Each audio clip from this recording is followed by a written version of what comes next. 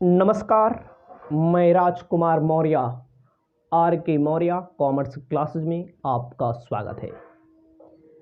इस वीडियो के माध्यम से, इस क्लास के माध्यम से शुरुआत कर रहे हैं दोहरा खाता प्रणाली विद्युत पूर्ति सहित चैप्टर को शुरुआत तो कर रहा हूं, इस चैप्टर को मैं अंत भी करूंगा, समाप्त भी करूंगा। यदि आपको अच्छे से पढ़ना है, लाइन से पढ़ना है, तो जितने भी वीडियो हमारी आएंगी उन सभी वीडियो को आपको ऐप्स के माध्यम से लाइन से पढ़ते जाना है। बीच में यदि आप कोई वीडियो को छोड़ देंगे तो हमारी कोई जिम्मेदारी नहीं होगी। और एकदम आसान चैप्टर, आसान लैंग्वेज में, एकदम शुरुआती। एक न्यूमेरिकल तो पेपर में आता ही है और यहाँ से थ्योरी भी पेपर में आता है। तो कोई भी चैप्टर पढ़ाने के पहले थ्योरी ज़रूरी है। थ्योरी ज़रूरी का मतलब ये है कि आपको उस चैप्टर के बारे में नियम कानून क्या है, कब है, कैसे होता है, सब कुछ थ्योरी में ही होता है। बिना थ्योरी समझे आप न्यूमेरिकल नहीं सॉल्व कर पाएंगे। तो आपको एकदम आराम से शालीनता के साथ चैप्टर का नाम लिखना है अपनी कॉपी में। दोहरा खाता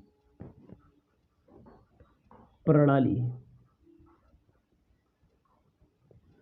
चैप्टर का नाम है दोहरा खाता प्रणाली। आपको लिखना है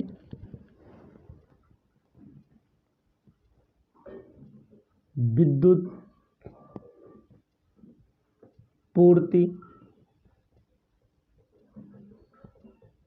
सहित। इस चैप्टर का नाम है, प्यारा सा चैप्टर है, ध्यान देनेगा। इसके बारे में किताब में सब कुछ दिया है। इसी किताब के माध्यम से आपको मेन टॉपिक में बताऊंगा, जिसको आपको याद करना है, जो आपको याद हो जाएगा। वैसे भी अगर आप सुन लेंगे ध्यान से तो आपको याद हो जाएगा। कहा गया है ऐसी संस्थाएं जो सार्वजनिक उपयोगिता वाले कार्य करती हैं, सार्वजनिक संस्थाएं कहलाती हैं। सार्वजनिक उपयोगिता का मतलब होता है जहां से सबका हला भला हो, जिसको सब लोग यूज करें, जिसको सब लोग प्रयोग करें। कहता है ऐसी संस्थाएं जो सार्वजनिक उपयोगिता वाले होती हैं, कार्य करते हैं, सार्वजनिक संस्थाएं कहा जाता है। सार्वजनिक हित का यह आशय है कि आम जनता के हित में कार्य करना। जैसे रेल की सेवाएं। रेल की सेवा क्या होती है? एक जगह से दूसरे जगह देश के अंदर देशवासियों को पहुंचाने का काम करती है। ठीक है। बिजली प्रदान करने वाली संस्थाएं, जल प्रदान करने वाली संस्थाएं, गैस प्रदान करने वाली संस्थाएं, इन्हें क्या कहा जाता है? सार्वजनिक उपयोगिता की संस्थाएं। हम लोग जो चैप्टर पढ़ रहे हैं दोहरा खाता प्रणाली विद्युत पूर्ति सहित, ठीक है, विद्युत पूर्ति सहित। आपको ध्यान देना है, पूर्ति सहित का मतलब विद्युत आपूर्ति का काम जो संस्थाएं करती हैं। विद्युत ही नहीं, गैस आपूर्ति, जल आपूर्ति, ठीक है, और रेल सेवाएं।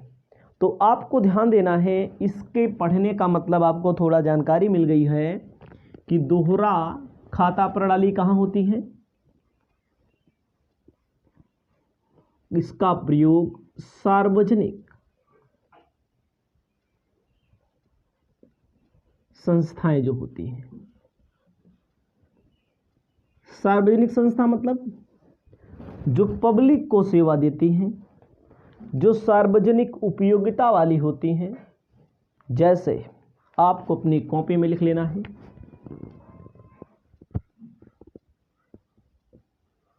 रेलवे की सेवाएं। दूसरा, बिजली प्रदान करने वाली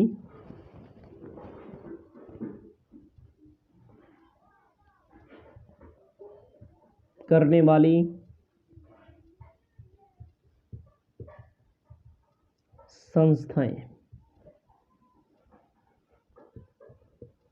गैस, क्या लिखा है? गैस प्रदान करने वाली संस्थाएं।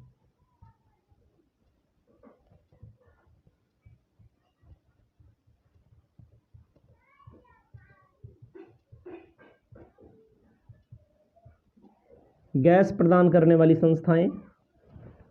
उसके बाद है जल प्रदाय संस्थाएं।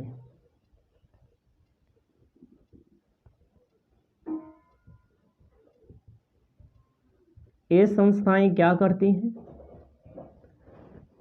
सार्वजनिक सेवा में लगी होती हैं, जिससे हम क्या बोलते हैं? ठीक है, सार्वजनिक उपयोगिता वाले जो काम करती हैं उसे बोलते हैं सार्वजनिक सेवाएं। एक कुल रेलवे में आप भी जा सकते हैं, मैं भी जा सकता हूं, अगला व्यक्ति भी जा सकता है। बिजली की, बिजली हमारे घर में भी आई है, हमारे पड़ोसी के घर में भी आएगी, अगली पड़ोसी के घर में भी आएगी, आपके घर में आई है, आपके पड़ोसी के घर में आएगी, आपके रिश्तेदार के घर में हुई होगी, आपके दुश्मन दोस्त सबके यहाँ गई होगी। गैस प्रदान करने वाली संस्थाएं, गैस प्रदान करने वाली संस्थाएं, हमारा पासबुक बना होगा, हमने गैस कनेक्शन हमें मिला होगा, आपको भी मिला होगा, अगले को भी मिला होगा। जल प्रदाय की संस्थाएं का मतलब होता है जो जल आपूर्ति करती हैं, कनेक्शन जो होता है। तो ये सारी चीजें होती हैं सार्वजनिक संस्थाएं। ठीक है,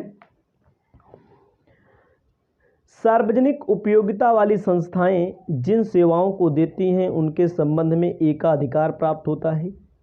इनकी स्थापन विशेष अधिनियमों के अंतर्गत किया जाता है। इन संस्थाओं से किसी एक व्यक्ति को लाभ ना होकर पूरे समाज को लाभ होता है।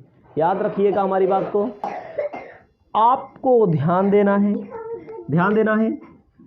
ये जो संस्थाएं होते हैं, एक व्यक्ति का ही लाभ नहीं होता, मतलब कि समाज के सभी वर्गों का लाभ होता है, समाज के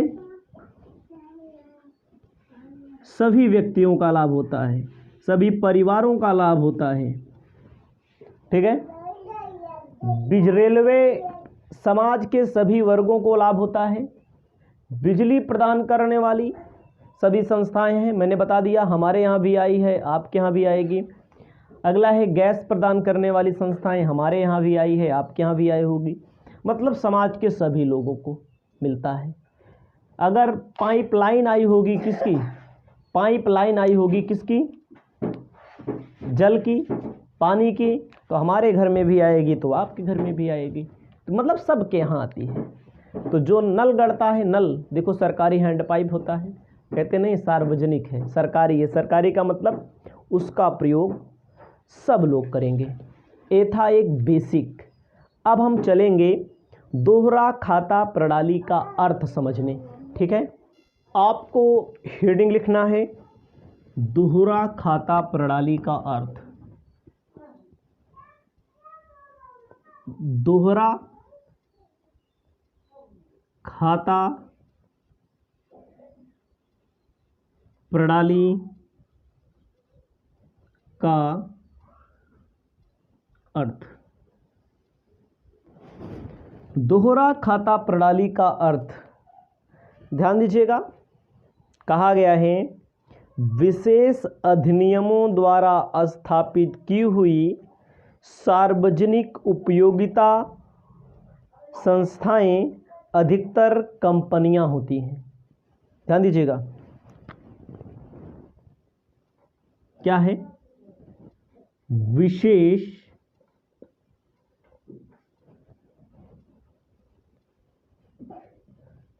अधिनियम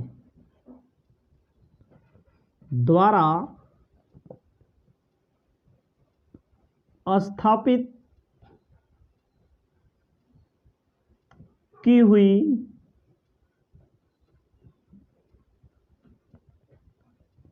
सार्वजनिक उपयोगिता सार्वजनिक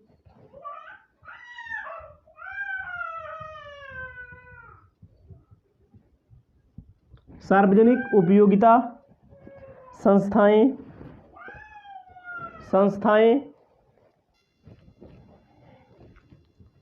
उपयोगिता संस्थाएं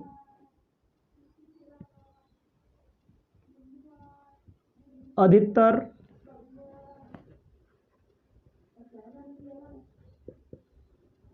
कंपनियां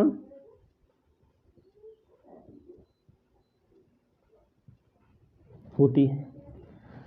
आपको ध्यान देना है प्यार से, अच्छे से।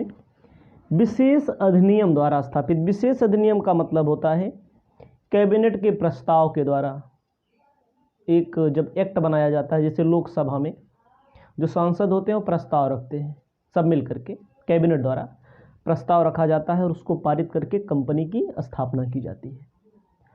चाहे विधानसभा हो, विधानसभा मतलब जो राज्य की सरकारें हैं उनके यहाँ भी अधिनियम पारित करके जो भी संस्थाएं जो कैबिनेट में पारित होता है वो सब क्या होता है, सार्वजनिक के लिए होता है।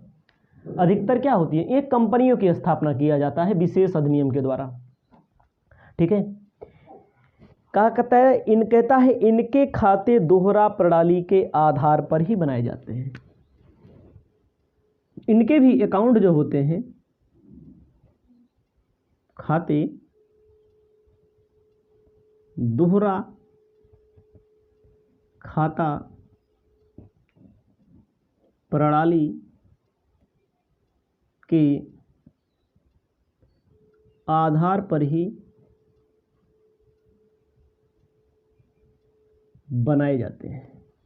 इनके भी जो अकाउंट होते हैं डबल एंट्री सिस्टम के आधार पर बनाए जाते हैं, डबल अकाउंट सिस्टम के आधार पर ही बनाए जाते हैं। ठीक है, परंतु इनके वार्षिक खाते बनाने के लिए विशेष प्रणाली अपनाई जाती है। याद रखिएगा सारी चीजें। परंतु इनके खाते बनाए जाने के लिए विशेष प्रणाली अपनाई जाती है।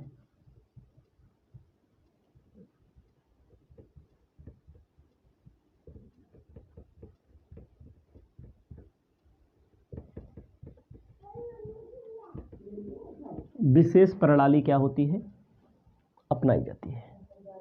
ठीक है, याद रखिएगा विशेष प्रणाली अपनाई जाती है जिसे दोहरा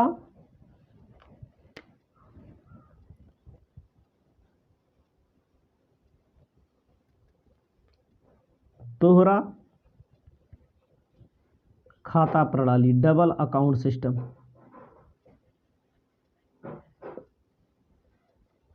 कहते हैं। ध्यान दीजिएगा, विशेष अधिनियम द्वारा जो बड़ी बड़ी कंपनियां स्थापित होती हैं वहां पर कौन सी प्रणाली अपनाई जाती है, दोहरा खाता प्रणाली अपनाई जाती है। इसको आपको याद रखना बहुत ज़रूरी है। यह प्रणाली सबसे पहले इंग्लैंड में शुरू हुई। ध्यान दीजिएगा, यह प्रणाली सबसे पहले कहाँ शुरू हुई, इंग्लैंड में शुरू हुई। तो कोई बात नहीं है, जो जो मिलेगा वो बताया जाएगा। सबसे पहले आपको इसकी विशेषता के बारे में समझ लेना है। विशेषता समझ लिया मतलब इसके अंदर घुस गए। विशेषता का मतलब इसके अंदर घुस जाना होता है। सबसे पहला होता है विशेषताएं, लिखिए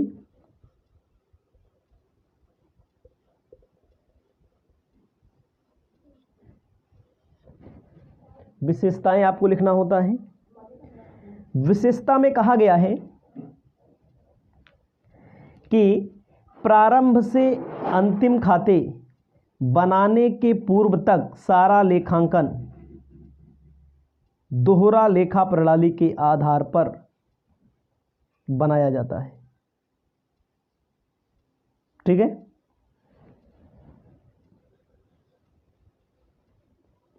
प्रारंभ से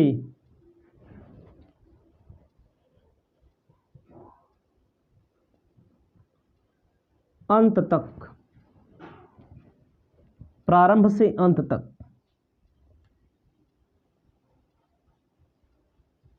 दोहरा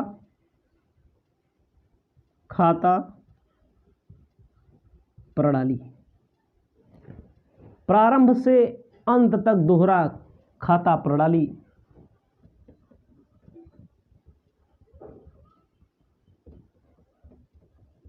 अपनाई जाती है। इसको आप याद रख लीजिएगा।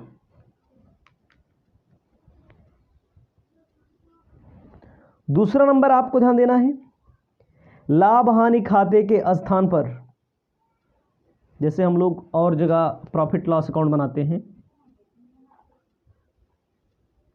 लाभ हानि खाते के स्थान पर revenue account, revenue account, revenue का मतलब होता है आगम खाता।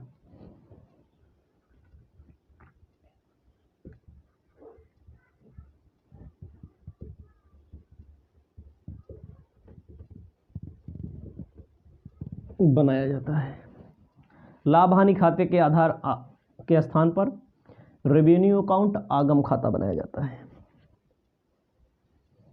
तीसरा नंबर लिखिए, लाभ हानि समायोजन खाते के स्थान पर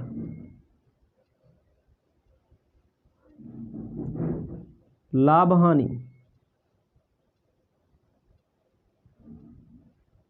समायोजन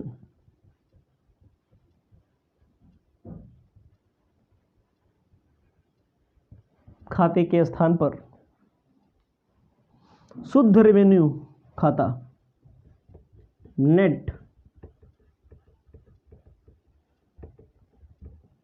अकाउंट बनाया जाता है। शुद्ध रेवेन्यू का मतलब होता है शुद्ध आगम खाता बनाया जाता है। यार इसको सारी चीजें स्टेप बाय स्टेप आपको याद हो जाएंगे, इसमें ज्यादा कुछ दिक्कत नहीं है, एकदम आराम से बता रहे हैं। चौथा नंबर कहता है, ऋण पत्रों और ऋणों पर ब्याज लाभ हानि खाते के में ना दिखाकर शुद्ध रेवेन्यू खाते में दिखाया जाता है। इंटरेस्ट ऑन डिबेंचर, ऋण पत्रों पर ब्याज, एंड इंटरेस्ट ऑन लोन को कहां दिखाया जाएगा? रेवेन्यू अकाउंट में दिखाया जाएगा। पांचवा नंबर कहता है, चिट्ठे को दो भाग में बांटा जाता है। पहला भाग पूंजी खाता, दूसरा भाग सामान्य चिट्ठा।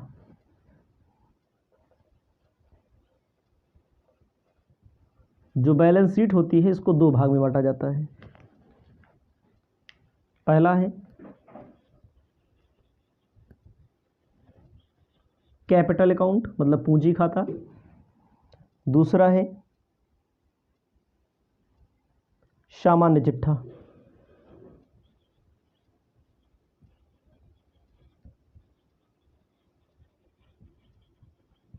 जर्नल बैलेंस शीट, सामान्य चिट्ठा। कैपिटल अकाउंट को पूंजी खाता कहते हैं, अगले को सामान्य चिट्ठा कहा जाएगा। छठा नंबर आपको देखना है, पूंजी खाते के बाईं ओर अस्थायी संपत्ति एवं अस्थायी व्ययों का लेखा होता है।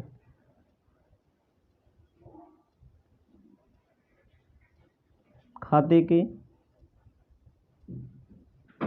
बाईं ओर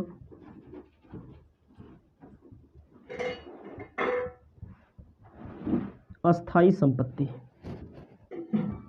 एवं फिक्स असेट्स एवं फिक्स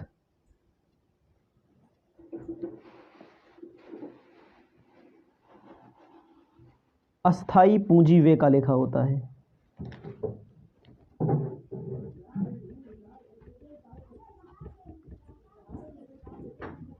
पूंजी व्यय का लेखा होता है और इसी में आप लिखेंगे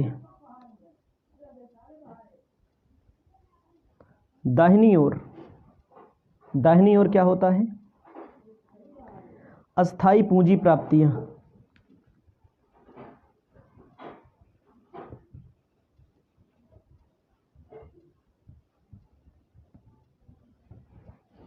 तो ये सारी चीजें आप लिखिए। प्रारंभ से अंत तक दोहरा खाता प्रणाली अपनाई जाती है। कह सकते हैं जिस प्रकार अन्य कंपनियों में अपनाई जाती है वही सिस्टम लगेगा यहाँ पर। लाभ हानि खाते के स्थान पर रेवेन्यू यानी कि आगम खाता बनाया जाता है। लाभ हानि समायोजन खाते के स्थान पर नेट रेवेन्यू अकाउंट मतलब शुद्ध आगम खाता बनाया जाता है। उसके बाद interest on debenture and interest on loan को रेवेन्यू अकाउंट में दिखाया जाएगा। बैलेंस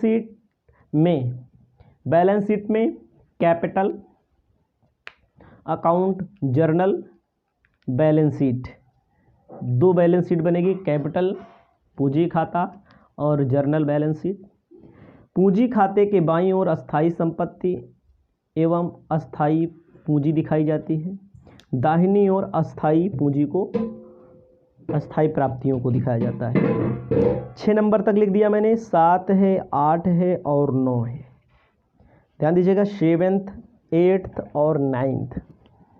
तो थोड़ा हम आगे बढ़ेंगे, इसको मिटा देते हैं, ऊपर वाला हिस्सा मिटा देते हैं, नहीं पूरा मिटा देते हैं, क्या दिक्कत है। आपको ध्यान देना है 7th नंबर लिखना है। विशेषता में अंशों पर कटौती व प्रीमियम। भाई अंशों पर कटौती डिस्काउंट भी होता है और प्रीमियम भी होता है। उसको कहाँ दिखाया जाएगा, कैपिटल अकाउंट में, पूंजी खाते में दिखाया जाएगा। 8वां नंबर लिखिए, कहता है संपत्तियों में से हरास घटाना इस खाते में लिखी हुई संपत्तियों से नहीं। कह रहा है संपत्तियों में से हरास घटाना इस खाते में लिखी हुई संपत्तियों से नहीं किया जाता। संपत्तियों से हरास घटाना इस, ठीक है, इस खाते में लिखी हुई अस्थाई संपत्तियों में नहीं किया जाता। इस खाते में लिखी हुई संपत्तियों में नहीं किया जाता। कुल मिलाकर के हरास का घटाना इसमें नहीं शामिल किया जाता। उसके नंबर 9 नंबर में है, संपत्तियों में हरास घटाना हो गया। 9 नंबर है, चिट्ठे का दूसरा भाग सामान्य चिट्ठा होता है। देखो सामान्य चिट्ठा, चिट्ठे का दूसरा भाग सामान्य चिट्ठा होता है। जो चिट्ठे का दूसरा भाग होता है वो सामान्य चिट्ठा होता है, ठीक है। इस सामान्य चिट्ठे में अस्थाई संपत्तियों अस्थाई दायित्व ही लिखे जाते हैं। शुद्ध रेवेन्यू बाकी भी इसमें लिखी जाती है, कोई दिक्कत नहीं है। दोहरा खाता को इकहरा लेखा विधि से बिल्कुल अलग समझना चाहिए, क्योंकि इकहरा लेखा विधि अपूर्ण रहते हैं। दूसरा भाग में सामान्य चिट्ठा होता है, लायबिलिटी और असेट्स का काम होता है और कोई काम नहीं होता है। इसे आप अपनी कॉपी में लिख लेंगे। आगे की जो वीडियो आपको देने जा रहे हैं उसमें आपको मैं बताऊंगा, ध्यान दीजिएगा, दोहरा खाता प्रणाली, सामान्य यानी कि साधारण खाता प्रणाली में अंतर क्या है। तो एक एक करके आगे हमें बताता जाता हूँ, एक एक थ्योरी में समझाता जाता हूँ। आप समझते चलिए, पढ़ते चलिए, आगे बढ़ते चलिए और एक एक क्वेश्चन की मैं गारंटी लूँगा आपको समझाने।